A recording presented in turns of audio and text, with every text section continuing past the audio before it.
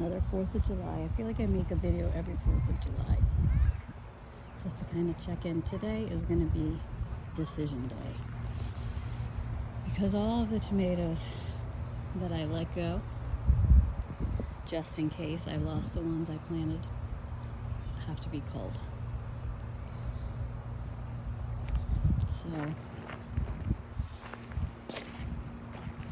the majority of them live here. This isn't a completely volunteer situation. None of these were started from seed in my house.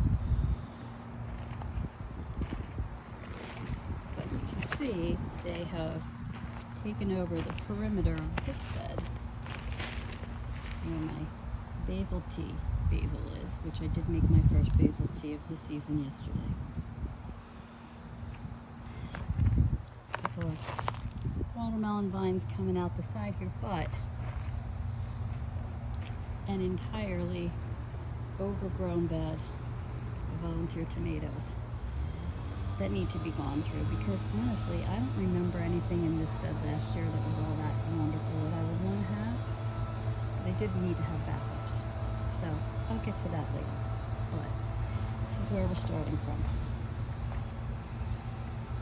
This is a tomato garden chaos right here. Okay, moving on to the intentional tomatoes. I have 4 in this row. I planted them this year along my trellis, my cattle panel trellis, because I wanted them to have enough room to get tall. When I planted them before against flat trellises, they just, once they get to the top of the trellis, they just go crazy. So here they'll at least have something to continue to grab onto. I have 2 Dr. Witchies, which are doing well, starting to set fruit. There's a big one down there. Some more there. You see it up here. I'm looking forward to this. Dr. Witchies. And they're doing really well. I gotta get out and prune some of the suckers off today. And then over here I have 2 tie-dyes, which I've never grown this variety before, but I'm excited to see how it is. It's also setting fruit. See, and you can tell the difference between, like, this fruit, that was from a fasciated blossom, but I think it'll be good. The difference between the color there, how it's starting to, well, this one's a good one to look at. You can see, like, on the shoulders, it's different color than it is down here at the bottom. Maybe you can see that. As opposed to the Dr. Witchies, which are going to be like an orange, yellow-orange tomato. Those are all the same color down there. So that's how I know the difference between these two. Now, I did take one big sucker that was growing. It was so big, I just thought, I'll just see what it'll do. And I brought it over to this bed, which was empty at the time, and I stuck it in here. And you can see that it is actually doing really beautifully. I have not done a thing to this other than stick it in there. I pruned off some of the bottom leaves, and it's got irrigation to it, because this bed was set up for something else. But honestly, it looks beautiful, and I don't remember if it was a Dr. Witchy or if it was a tie-dye. But I think it was a tie-dye, and now I'm invested. Like, I have to let it grow so that I can see what it is. I also have some volunteer holy basil here. I have holy basil everywhere. I feel like that's one of those plants now, if you plant it once, you can have it, like your grandchildren will have holy basil. Because, these are volunteers, tomatoes in this bed. I did not plant those. Of the, like, 15 beans that I planted, I think 4 maybe sprouted, so I'm going to plant some more green beans today. This at one point was under control, now it's out of control again. Yeah. But anyway, once I get it under control, I'm going to continue the cardboard and wood chips down here and all back here. Thank God, the one place that was really out of control, because I needed to get in here to work, was this right here, and this has stayed, the weeds have stayed down here, so I have to get some some mulch or wood chips in here. Yeah, but okay, so this is cilantro that I let flower, and you can see like it's going to seed. So this is why I have cilantro everywhere, because this is going to self-seed, and then when the weather conditions are right again in the fall, whatever hits the ground is going to start to grow again, and I'll have cilantro in the fall. So this whole bed is like volunteer cilantro. Not sure what I'm going to put. Maybe beans.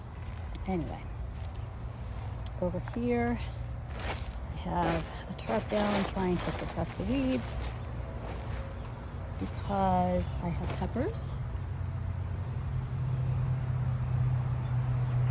a volunteer tomato. Now what grew here last year was Dr. Witchy's and Brad's Atomic Grape. So I'm gonna say this is probably a Dr. Witchy's, because Brad's is a little more wispy and like a drama queen.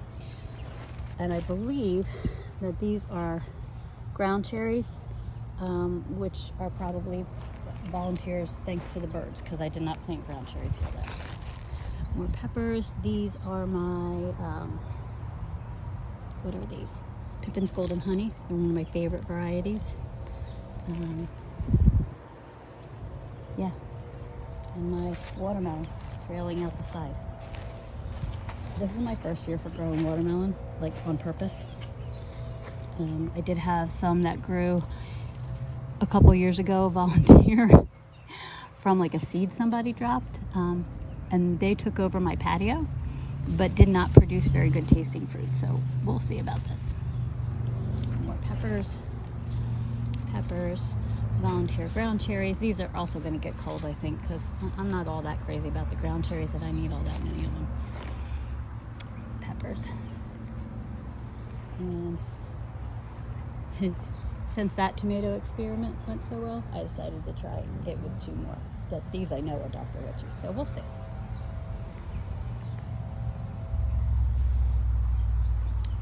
My garlic I harvested last weekend, but there were these ones that are left here, there's about 10 of them, had sent up scapes. So I must have missed those the first time around, but they weren't ready yet because they hadn't sent their scapes up. So I'm going to wait another week or two and harvest those and see what size bulbs come out of them. Okay, on this side are more intentional tomatoes. These are a new variety for me this year. These are blue boarberry, and you can see, look at them. They're so pretty. They're setting fruit, and you can see where on the shoulders there's going to be like a blue tint there. So I'm looking forward to those.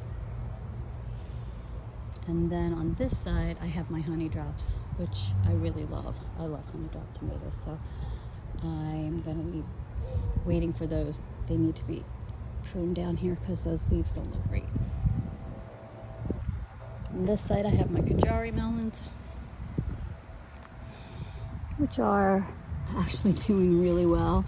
I planted them from seed that I saved last year, and it didn't look like they were going to do anything, so I came through and then added more from the seed packet, and now I have really like a ton of Kajari melons. I don't need this many, but I gotta wait and see which ones I want to call, because yeah.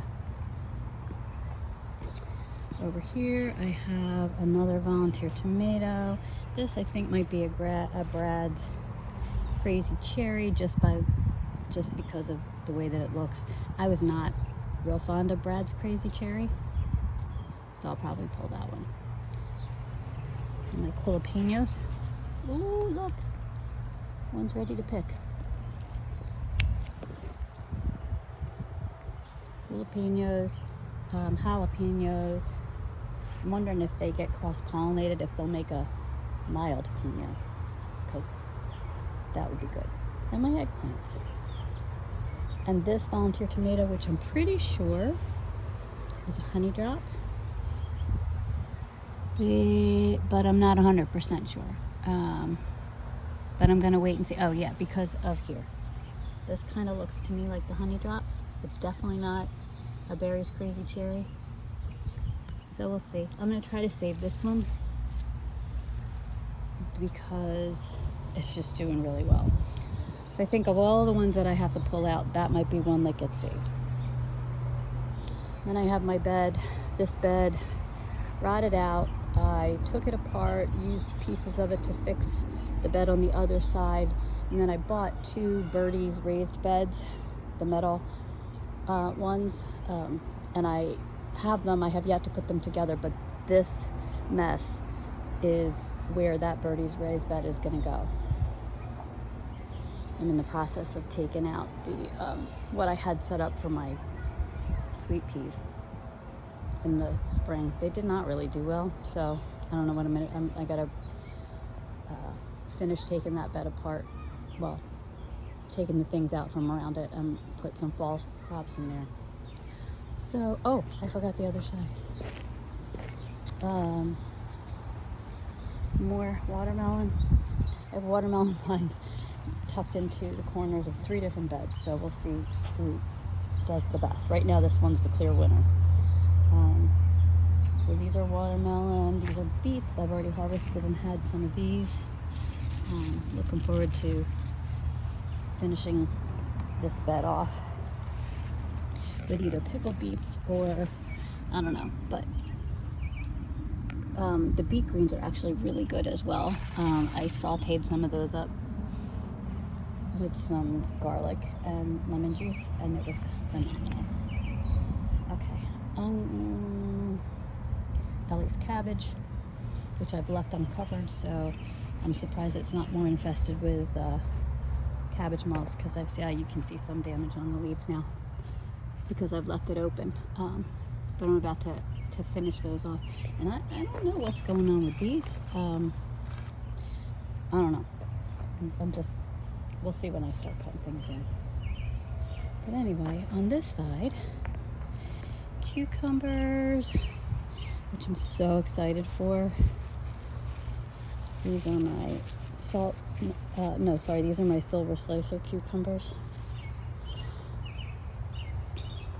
which are like my favorite variety. And then on this side, I have salt and peppers, which salt and peppers are the smaller pickling cucumbers. They're basically the pickling version of the silver slicers. I have made pickles with the silver slicers, but they're not nearly as good as the salt and pepper. So that's what I have on this side. I have just a jungle of peppers and a rogue. Yeah, I'll get in there and pin that baby up. There's all peppers in this bed, and marigolds, and nasturtiums, which were supposed to be trap crops to keep the bunnies away, but turns out bunnies like marigolds. More nasturtiums on that side, and I've already harvested 3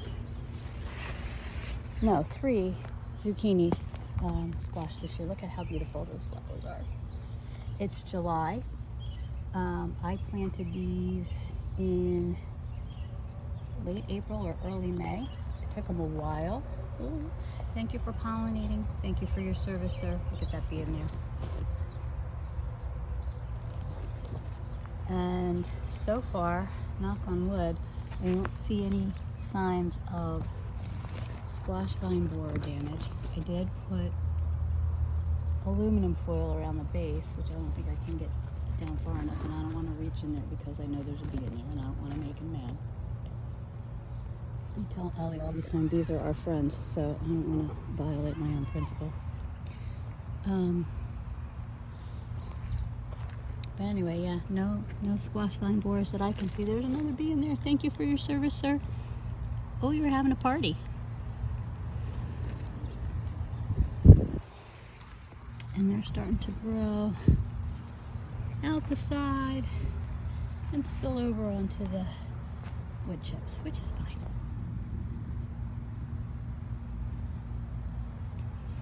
So God willing, they stay healthy and give me a lot of zucchini.